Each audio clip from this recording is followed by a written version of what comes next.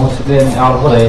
মোবাইলে সাইলেন্ট করে না কি করছে তারপরে ফোনাইলো না তখন তোমার মোবাইলের মধ্যে সাইলেন্ট করে দেখে ই সাইডে দেয় এটা তো দিলে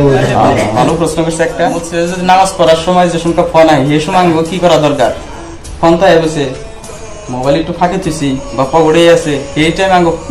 ফোন আয় বললো এই টাইম আমরা কি করব এটা বুঝলাম যে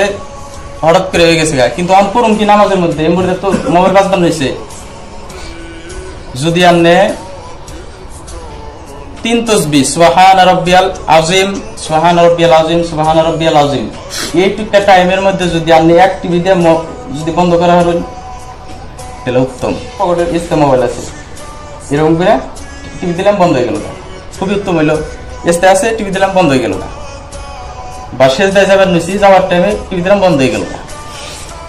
এই কামটা আমরা করা হারি আর যদি না বন্ধ করা হলো এর থেকে বেশি সময় লাগে এই মোবাইল যদি ফাঁকে থাকে তখন রিংটনের ফলে খেয়াল করুন লাগবে যে রিংটন কোন রিংটন বাজতেছে রিংটন তো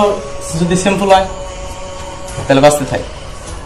তাহলে বাজতে থাকে আর আমরা যারা মুসল্লি আছে তাকে একটু ধৈর্য ধরা দরকার ভুলবশত হয়ে গেছে যদি আপনার রিংটন যদি অশ্লীল হয়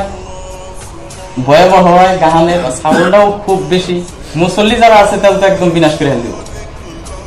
তখন কি করুন তাহলে আপনার যদি এই ধরনের যদি অশ্লীল যদি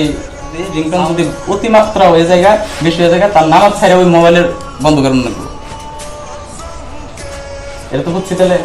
নামাজ যে সালাম ফিরিয়া যে এই করে দিল আবার ফের কিভাবে রাখা নামাজ একবার বন্ধ করে